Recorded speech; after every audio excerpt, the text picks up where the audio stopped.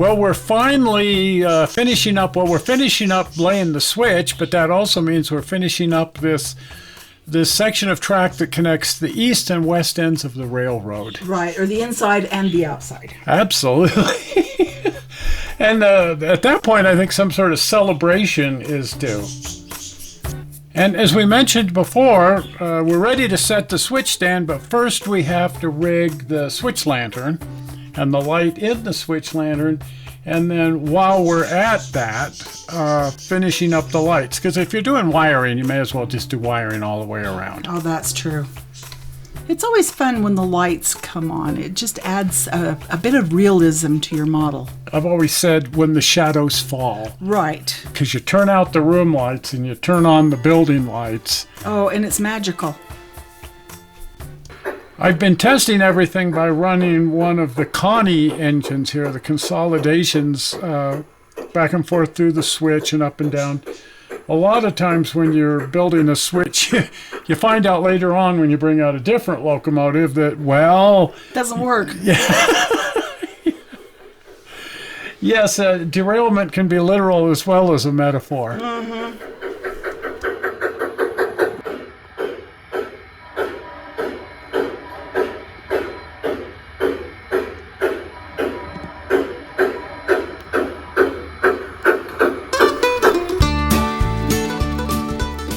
So now that I know exactly where the switch stand needs to go, I can permanently set it in place.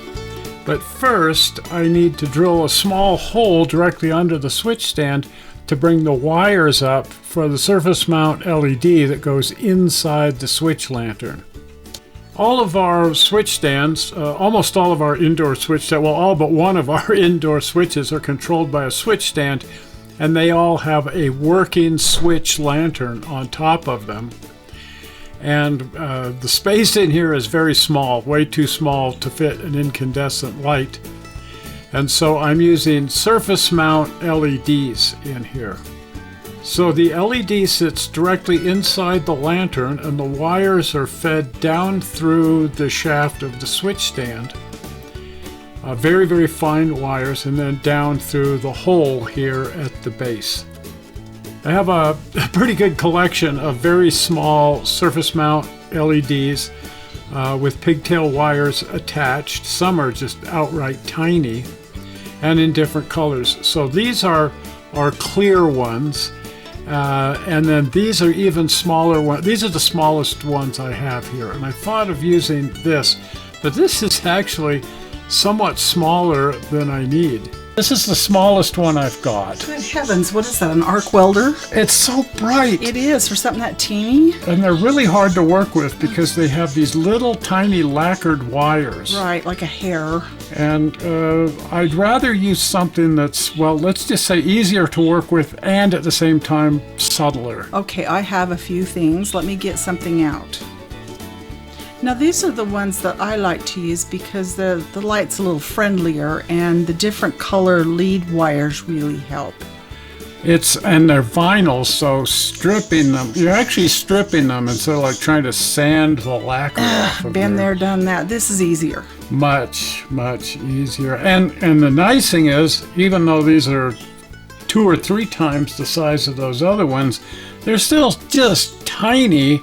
And I could fit 3 of them inside that switch stand. Now, LEDs should always have a load resistor, a dropping resistor. They don't always. Some of ours don't. But in theory, you should always attach a load resistor. You can kind of think of an LED almost as like an on-off switch. I did this whole video on lighting with LEDs. But because they function almost as an on and off switch, if they don't have a load, they're not very happy. They're going to pull too much current.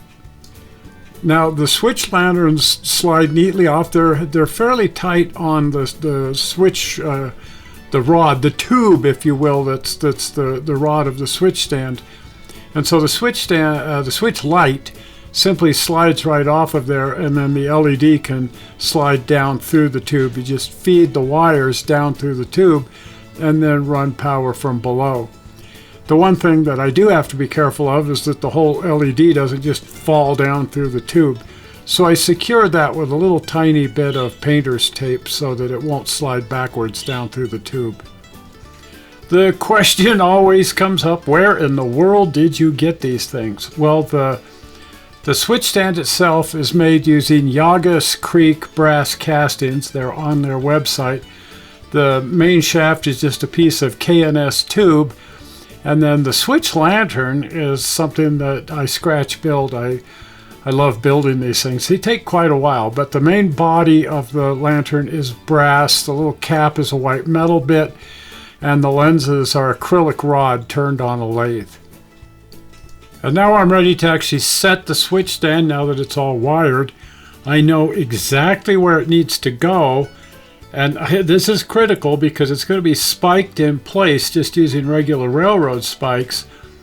But if I screw this up and I have to pull the thing back up, the red cedar ties will not hold the spikes very tightly after that, and it becomes a real problem. There are holes in the Yagas Creek casting to accept the spikes, but they're really, really small, and so require drilling out. I just use a pin vise here to be very careful with it, and then very gently expand the hole with the proper sized drill bit so that I can get my railroad spikes down through here and into the tie. This is definitely one of those situations where I absolutely test fit everything before pushing the spikes all the way in, because I have had to pull one of these switch stands up, and it's never set correctly since, because the spikes are just loose in the ties. So it's something you need to do in one go. And total success. Just by way of mentioning, I actually run all of my switch stands off of a special power supply that's just for the switch stands. It's a 5-volt power supply, and then the load resistors. But rather than run 12 volts up, it just makes me a little nervous, so I'm only running 5 volts. Everything is color-coded coming from the power supplies and the switch panel. Blue and yellow indicates the 5-volt power supply, and white and green indicates the 12-volt power supply. I run all of the building lights on 12 volts. So the bottom of the railroad under the switch here is looking a bit of a mess. Over here I have my main bus, the black and red wires that come from the DCC. These are the lines coming over from the power supply and the light control switches, the green and white and blue and yellow. This is the line that runs up to the sand house that Steve built. It's lit with 12-volt incandescent bulbs, and it's on a disconnect here so that I can remove the building when necessary. I can simply unplug it here and then lift the structure off the railroad. These red and yellow wires run up to 2 different 5mm sockets inside the hoist building for the coaling tower. The bottom of the coaling tower is lit with 2 5mm LEDs, so I need to keep track of the polarity here, but those will tie to the 12-volt lighting that runs the whole rest of the area here. These screw-in 5mm LEDs are pretty slick. They have a built-in dropping resistor that's built right into the housing of the screw-in LED, and they run on 12 volts. Now, this tangled mess over here, these are the drops from the track above that need to tie into the main railroad power bus, which is clear over here. What I'm going to do is tie it in on the back of the speaker over here, splitting the 2 wires apart, and then everywhere I tie into this heavy bus, I'm using these crimp-on connectors so that I can easily tie into the bus without breaking the wire. Also, it makes it possible to tie the drops directly to the bus with a plug-in connector so it can easily be removed if necessary. Now what I've done on the entire railroad is bring a drop down from every single rail so that I'm not counting on rail joiners to conduct power. They will conduct power, but if you get too many of them in a line, you start losing amperage and so on. So at any rate, every single piece of rail has a red and a black drop coming down that then tie into the red and black main DCC bus. So as I'm tying all of my drops in this area together, I only need to tie into the main bus with one single connector here that then feeds out to every single drop. So these crimp on, they're kind of difficult to crimp on. You use pliers to crimp these in place. But you just kind of have to get them wrapped around the wire just right and then crimp them down and they snap closed. And now you can plug in a connector here easily that goes off to in this case, all of the drops in the engine shop area will all be fed from this one set of connectors. The connector that goes to the drops crimps on with a crimping tool. Trying to crimp this with anything other than a crimping tool is just so impossible. But you put the connector over the wire and then you use the crimping tool to tightly crimp that down, and voila, there it is. Actually quite simple to do. And then those leads feed over to the spider connection over here that runs off to every single rail drop. I'm putting the heat shrink tubing over the ends of the soldered connections here that go to the drops, but I'm not going to shrink it on there just yet because I still have 2 more drops to put on at the ash pit. And then the feeders come over here to where I've tied into the main bus, and once I have everything soldered and put together, I can simply plug these in. And as I say, if the need arises for whatever reason, I can simply unplug it as well. Now I've added an extra rail gap over here by the switch frog so that the lead that leads over to the turntable is completely isolated from the rest of the railroad. And this will be on its own circuit. I want to have a programming track over here so that I can pull a locomotive onto this section of track and then throw the switch over to the program mode, and that will tie it directly to the programming bus on the Digitrax controller. I've added this programming switch right next to the main power that turns the DCC on, that switches the lead over to the turntable between the run mode and the program mode. It also has a center off position, because I had the switch with the center off position, and it seems like that might be something I might want to be able to do, is just cut the power entirely. It's a little tiny bit tricky working with the heavy gauge wire back here on the back of the switch, but the track is tied to the center of the switch and then the run to one side and the program to the other. So super simple at this point to switch that lead over to the turntable between the run mode, the off mode, and the program mode. With the locomotive on the track and the switch in the program mode, you can do some very basic programming right from the handheld remote, or better, you can tie it to computer software and do some really advanced programming of your locomotive from software. Now I'm going to tie all of my lights in the coaling tower area to switch number 3. So that's next up, is to run my white and green feeder wires over to the coaling tower, where it will break out and feed all of the various lights in this area. Now, because we're something like pack rats and we also like to stay well prepared, we have a lot of different lights on hand. What I'm going to be using in the bottom of the coaling tower are these screw-in 5mm LEDs by Eve Model. A lot of different people have made these 5mm screw-in bulbs. They run on 12 volts, and I have both incandescent and LED on hand, so I can just switch those out. I have them in different color temperatures as well. Again, something of a pack rat. So first up, I'm going to connect the sand house that Steve built. I've already attached one of the larger plug-in connectors here, and so I've got to drill a pretty good sized hole here so that this larger connector can fit down through there. This way I can simply unplug the connector under the layout anytime I need to remove the sand house. Just unplug it and lift the building right off the layout. The sandhouse is all pre-wired with lights. That's the way Steve built it. He did such a magnificent job. Steve Stribble, who built us this wonderful version of the Chama sandhouse, complete with an interior and a sand drying furnace and all of the things that you would find inside the sandhouse. Boy, what an inspiration his models have been. I mean, that's the reason I've started building models.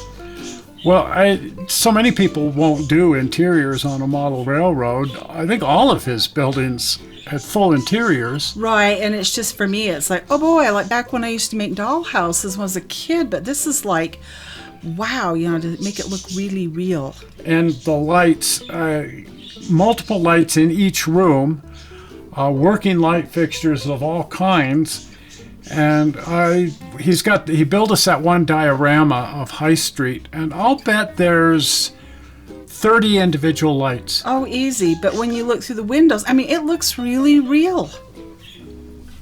And I think if you're going to do interiors, you have to do lights. Oh, absolutely.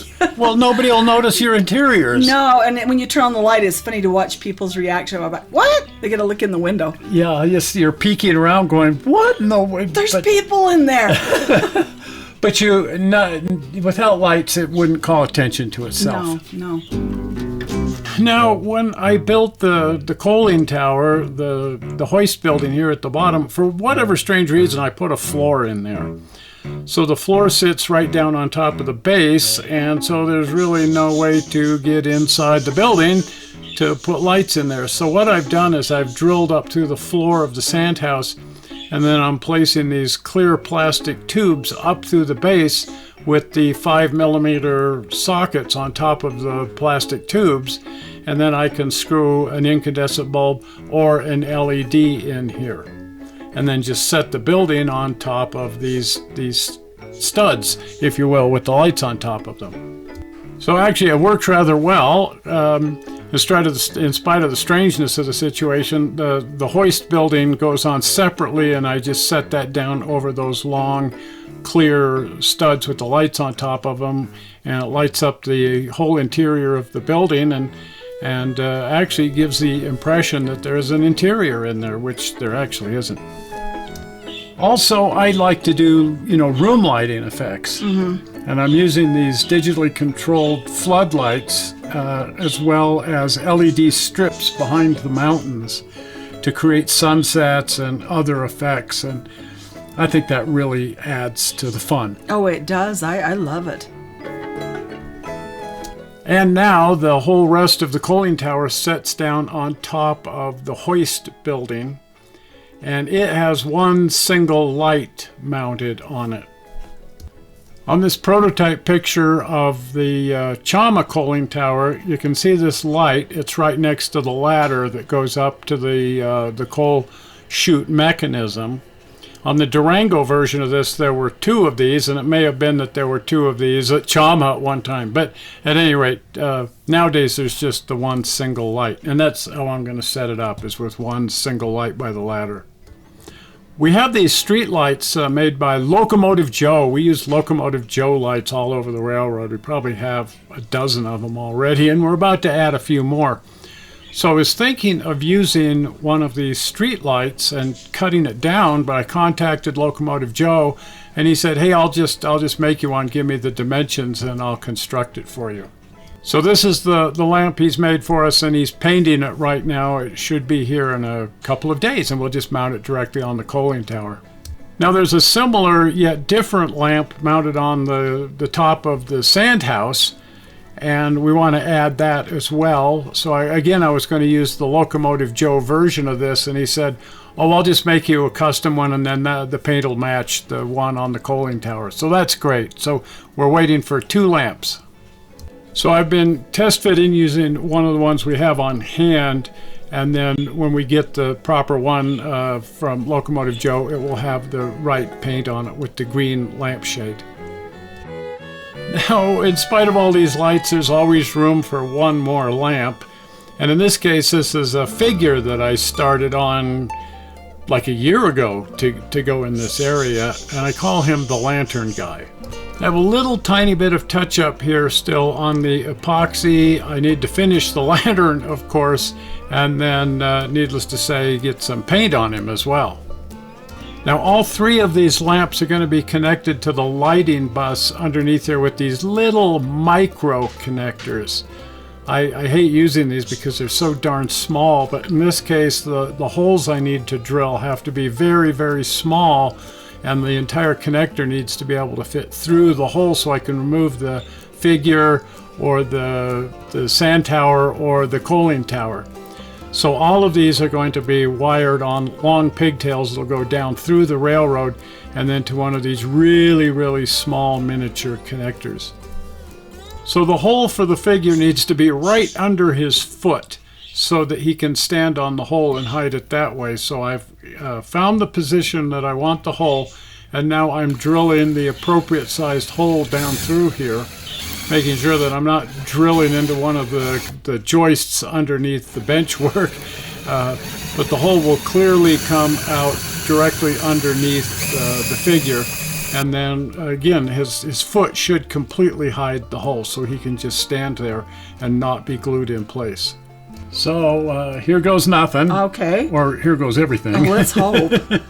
Ta-da! Oh, there it is. Look at that. It's so wonderful. It's magical. Yeah, you put all this work in, and you throw, and just all of a sudden hopefully it's better than you imagined. Right, like they used to say the old battery commercial, we bring good things to life. And then two more exposed holes using the micro connector for the Locomotive Joe lights that will mount on the sand house and the coaling tower.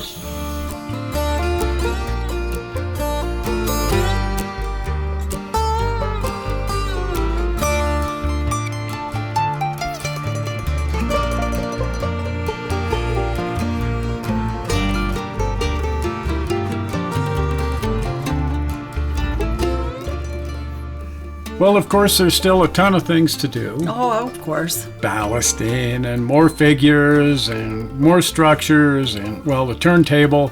There's a ton of things to do, but it's very satisfying. And the number one thing is we set about to close the gap between the inside and the outside, the east and the west. And we're ready for Golden Spike. We are. Oh, gee, we got to get a golden spike. What do you have something in mind? I do. Oh, fun. Well, that'll be next week's show then. Let's drive ourselves a Golden Spike. Absolutely. And I would hope you don't want to miss that. No, let's hope not. So if you're not a subscriber to the channel, please subscribe. Of course, it doesn't cost anything. It doesn't hurt anything. It doesn't cause wars on distant planets or anything. And the easy way to subscribe is to click on the upcoming blue button. Zoink! Right there, the blue button. Well, we're not sure how you found this video on the internet. We hope you didn't find it boring, and we will see you here on Tuesday. We'll see ya. We'll see ya. Bye-bye. Bye.